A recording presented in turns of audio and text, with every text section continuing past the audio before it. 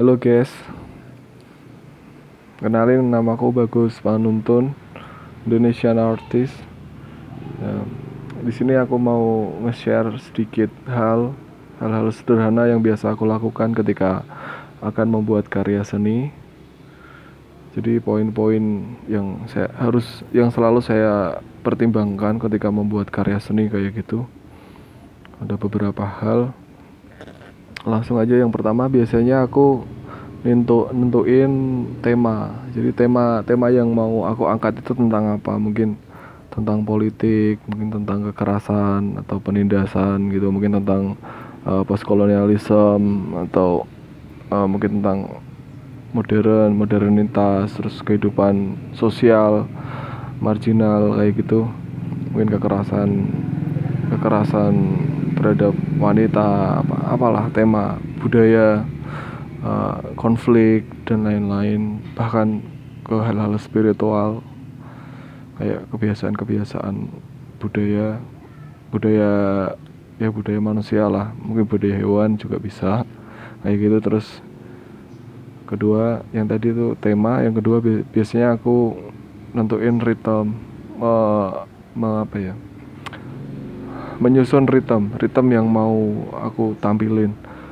Jadi pada prinsipnya sebuah tema itu harus tersampaikan melalui ritme yang tersaji dalam sebuah karya. Jadi ritme di sini berfungsi untuk mentransfer idea ke pengunjung, ke penikmat seni. Maksud saya penikmat seni yang akhirnya suasana yang terdapat pada suatu karya itu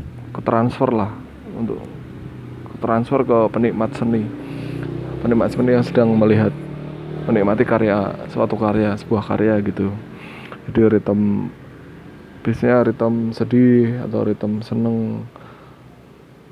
Jadi sebuah karya yang baik itu harus bisa ide yang terdapat pada karya itu tersampaikan ke penikmat, ke pengunjung gitu istilahnya. Terus ritme, ya di dalam ritme itu nanti ada komposisi, ada mungkin golden section, mungkin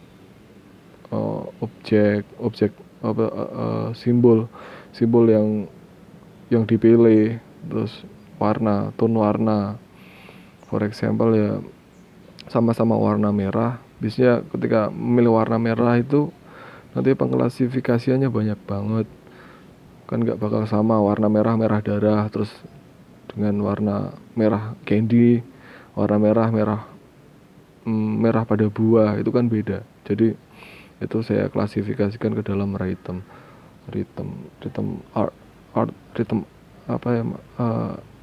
sebuah karya gitu secara sederhana. Terus yang ketiga itu tendensi. Jadi jujur saja aku tidak mau ngelakuin sesuatu yang sia-sia ya. Jadi semua harus aku siapin. Jadi selalu jelas, tujuannya jelas. Mau aku kemanain karya yang aku bikin, terus kepentingannya apa, tujuannya apa, aku mau ngomong tentang apa, itu saya selalu punya tendensi tentang kekaryaan yang aku lakuin, tentang kesenian. Saya mau punya tendensi lah, normal people, normalnya manusia. Saya mau tendensi. Jadi tendensi tersebut biasanya meliputi aku mau ikut sebuah kompetisi seni gitu. Mungkin aku mau ikut auction, atau mungkin aku jualan karya aja, mungkin ya banyak lah dari tendensi itu. Nanti ada lagi di dalamnya tendensi itu, nanti ada masuk lagi ke fine art atau ke applied art, advertible kayak gitu. Jadi kalau ke fine art ya itu cenderung lebih rumit bikinnya, harus ada simbol-simbol yang jelas dan real, nggak mengada-ada gitu, jujur, honest. Terus ya istilahnya kalau ke fine art lebih rumit lah, dan bikinnya lebih lama, mesti jangka waktu yang lama. Soalnya mungkin satu ide itu ada pada hari tertentu. Selama proses berlangsung aku bikin, mungkin ada ide baru, nanti aku masukin. Mungkin ada pemikiran baru ketika berdiskusi dengan siapa gitu, ketemu di jalan, ketika melihat itu nanti bisa aku tambahin tendensi. Jadi jelas dulu lah Jadi jangan kalau aku pribadi ya itu tadi, nggak mau melakukan hal yang sia-sia. Walaupun belum tahu juga sih nanti hasilnya kayak kayak gimana, mau dikemanain, tapi yang jelas aku udah prepare ini nanti bakal ke sini, nanti bakal ke sini, dan saya sebisa mungkin memantapkan dan memantaskan apa yang ada dalam diri saya itu tercermin dari karya, kayak gitu, memantaskan gitulah. Walaupun belum tahu nanti mau dikemanain, tapi yang jelas itu udah tersusun, terancang ini mau aku ikutin kompetisi. Soalnya setiap apa ya, setiap port apa ya, setiap lingkup yang ingin kamu tuju itu dia kebutuhannya beda-beda, jadi nggak bisa disamain. Soalnya nanti ada, kalau wait, nah, agak rame, bisa jalan agak rame. Jadi sampai mana tadi? Jadi biasanya apa ya, bagian-bagian yang saya tuju itu dia mempunyai spek atau spesifikasi yang berbeda-beda. Mulai dari gaya kalau seumpama mulai dari gaya, terus mungkin bahkan sampai ke harga itu sangat berbeda. Jadi di fine art amat sangat jelas itu pasti mahal karena bikinnya pakai effort yang lebih. Kalau sekedar applied art kan secara teknis harus bagus gitu aja, terus enak dilihat, secara visual, secara apa ya, gebiarnya itu enak gitu. Terus ya kayak gitu. Terus lagi tendensi mau ngomong apa tadi lupa sampai. Jadi kalau di fine art-nya lebih rumit lah bikinnya, prepare-nya lebih rumit. Harus ada landasan mungkin, walaupun saya nggak tahu banyak tentang teori-teori seni, tapi saya mencoba untuk sedikit-sedikit baca referensi literatur gitu kalau membuat fine art. Kalau applied art ya yang penting ngikutin aja apa kata customer, itu aja udah enak lah kalau yang applied art. Tapi pada dasarnya ya tetap aku prepare. Jadi kita itu nggak bisa memaksain ego, jadi nggak bisa lah. Kalau saya pribadi ya prinsip saya nggak bisa maksain sesuatu yang saya lakukan untuk diterima orang lain. Saya bukan tipikal yang seperti itu. Jadi saya tetap menyesuaikan, tetap tahu diri lah. Ini yang saya tuju tuh bidang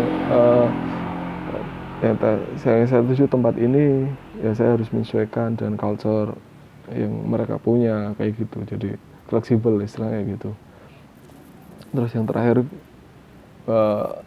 percaya atau tidak, saya selalu mementingkan signatur. Jadi signatur ya, mungkin ada beberapa orang yang punya statement signatur tuh nggak penting. Yang penting kalau sekarang dunia seni sekarang itu udah nggak ada signatur. Tapi kalau saya pribadi mikir, sadar atau nggak sadar signatur itu tetap ada. Soalnya itu kebiasaan orang jalan tuh berbeda, kebiasaan orang tidur itu berbeda, kebiasaan orang diam berbeda, nggak ada yang sama. Jadi tetap mau nggak mau signatur itu tetap melekat. Kalau mungkin saat ini saya berpikir seperti itu, nggak tahu kalau nanti ke depan saya sudah melakukan signatur, tapi biasanya kayak gitu. Soalnya dari setiap karya itu langsung ketika kita melihat sebuah karya itu biasanya kita langsung tahu siapa sih pembuatnya. Kayak mungkin karyanya Picasso kayak gini, karyanya mungkin Damien Hirst atau siapa, atau mungkin Pak Entang Wiharso, yang jujur ngefan aku sama karya dia, langsung kelihatan. Jadi nggak perlu nanya ke orang lah ini karyanya dia, soalnya dari tone warna, dari goresan, dari corak itu udah langsung kelihatan signatur. Mau nggak mau tetap melekat, biasanya kayak gitu lah. Itu terjadi dari dua faktor kalau setahu saya sih, nggak tahu kalau mungkin banyak faktor. Kalau setahu saya dua faktor, yang satu DNA, yang kedua dari kebiasaan yang diulang-ulang atau repetisi. Jadi DNA itu dia udah dari lahir ceprot, udah kelihatan dia berdiri aja udah kayak kelihatan seniman gitu, walaupun mungkin skillnya biasa-biasa aja sih, tapi dia gambar itu udah langsung kelihatan oh ini karya dia gitu. Tapi ada yang by learning, by praktis gitu, jadi dia latihan terus akhirnya gurisan dia tuh kebentuk dari effort yang dia lakukan. Sorry. Jadi pengolahan itu nanti bisa jadi signature juga sih kayak gitu, jadi macam-macam lah caranya gitu signature. Bahkan untuk membuat sebuah warna merah aja setiap orang pasti berbeda, dan itu nggak bisa mungkin 80% nggak bisa ditiru. Jadi nggak perlu takut lah ngobrol masalah gitu, gimana sih cara nyampur warna, gimana sih kak, cara bikin gradasi kayak gitu. Itu udah biasanya ada DNA sendiri, kebiasaan soalnya. Jadi kebiasaan seorang yang tumbuh dari culture yang berbeda itu juga menghasilkan kebiasaan yang berbeda, biasanya kayak gitu ya. Kayak gitu ya guys, makasih udah nyempetin waktu, udah buang waktu untuk nonton. Makasih, bye bye, see you.